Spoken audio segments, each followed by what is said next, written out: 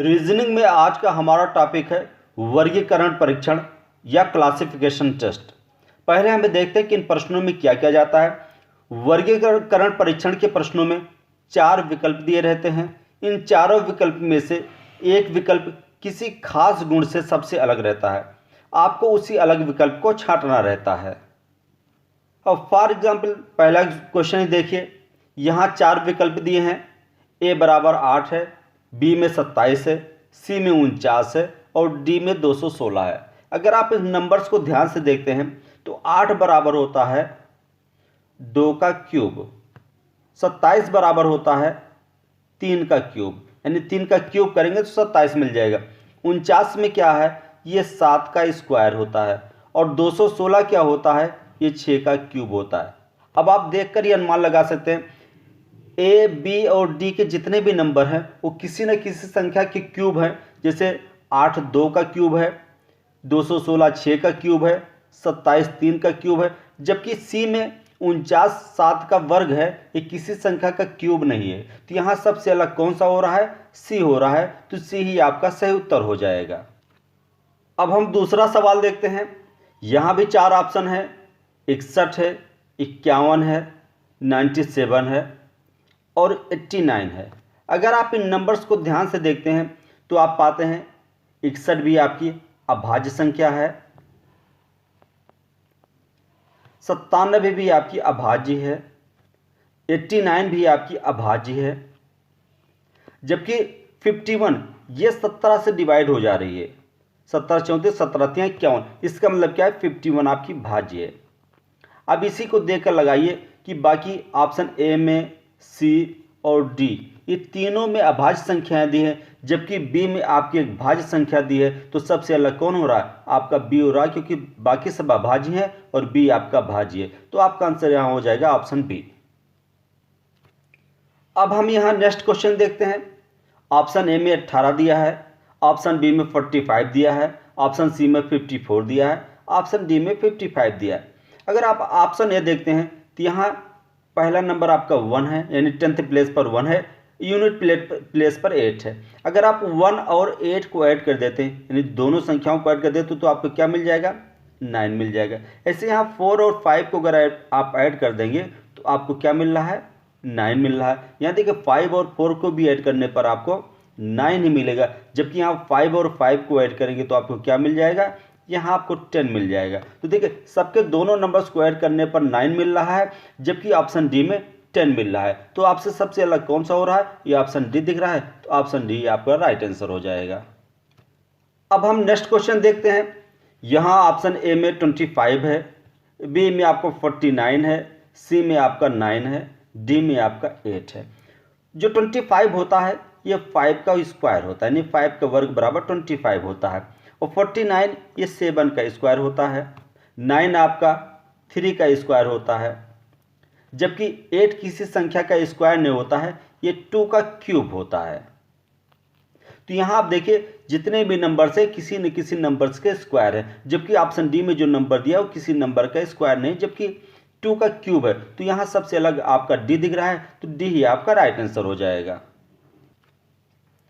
अब अगला क्वेश्चन देखिए। यहाँ ऑप्शन ए में 1 दिया है, बी में -2 दिया है, सी में आपका -3 दिया है और डी में क्या दिया है, 5 दिया है। अगर आप इन नंबर्स को ध्यान से देखते हैं तो ये आपकी पॉजिटिव नंबर है, ये आपका निगेटिव नंबर है, ये आपका पॉजिटिव नंबर है।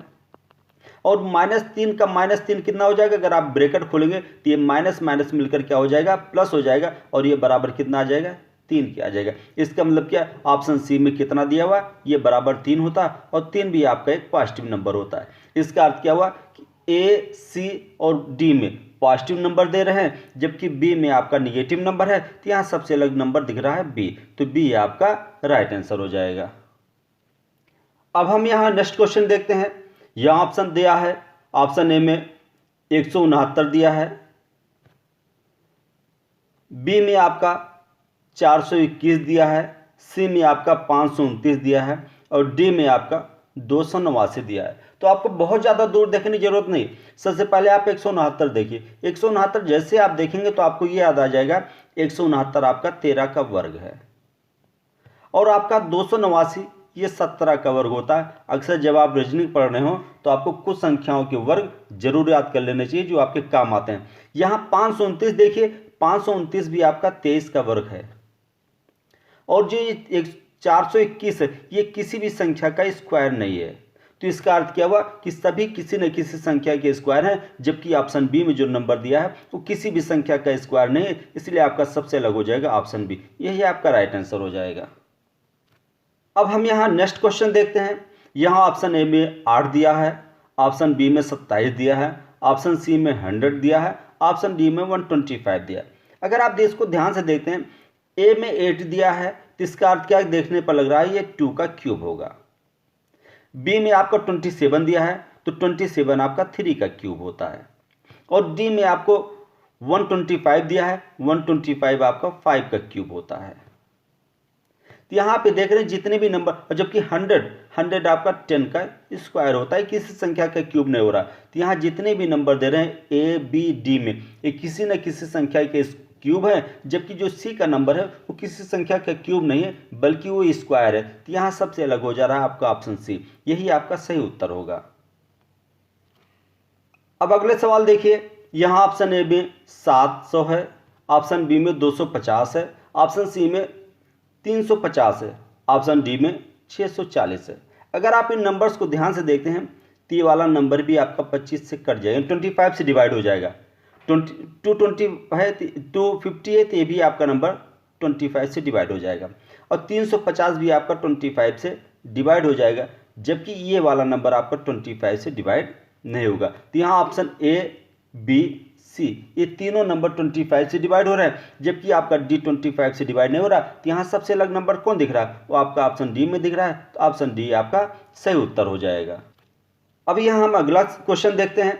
यहाँ ऑप्शन ए में नंबर दिया 341, ऑप्शन बी में 342। अब यही दो नंबर बता रहे हैं कि यहाँ जो भी दे रहा है ये डिजिट के सम पर ही दिया जा रहेगा, क्योंकि अगर ऐसा ना होता तो आसपास के नंबर बिल्कुल न दिए जाते। सी आपका दिया रहा है 810 और डी आपको दे रहा है 405। अगर आप इनके डिजिट को जोड़ देते हैं, इनके अंकों को जोड़ देते तो आपको क्या मिलेगा, 3 धन 4 धन 1, ये बराबर हो गया 4 3 7 धन 1 8 हो गया। इनके अंकों का जोड़ 8 आ रहा है। अगर बी में जितने भी 342 लिखा संख्या लिखी, अगर इनके अंकों को जोड़ते तो आपको मिल जाएगा 3 धन 4 धन 2, और ये हो जाएगा 4 2 6 6 3 9 आ रहा है।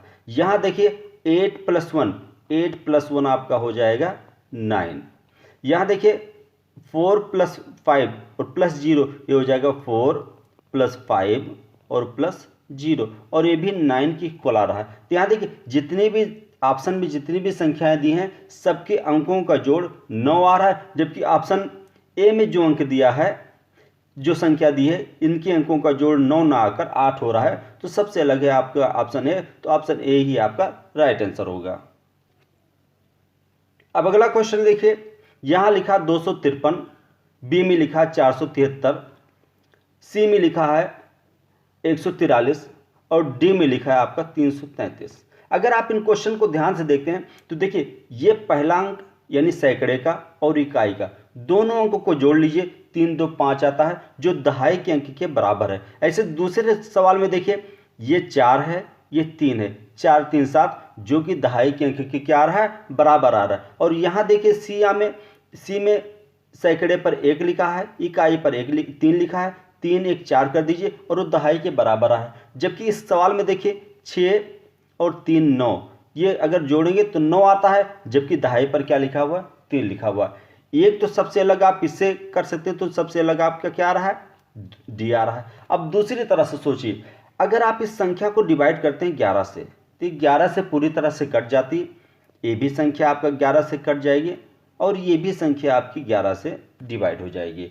तो और जबकि डी ऑप्शन में जो नंबर लिखा है 633 से 11 से डिवाइड नहीं होगा, इससे भी आपको सब डी क्या हो रहा है, सबसे अलग हो रहा है। अब एक तरीका और मैं बताता हूँ, ये जितने भी नंबर्स लिखे हैं अगर आप इन नंबर्स को ध्यान से देखिए तो अगर आप इनके अंकों को जोड़ दीजिए तो आप ये देखते हैं कि 6 डी में देखिए 6 + 3 + 3 12 हो रहा है। 12 आपका 3 से डिवाइड हो रहा है, इसका मतलब 633 जो है वो 3 से डिवाइड हो जाएगा।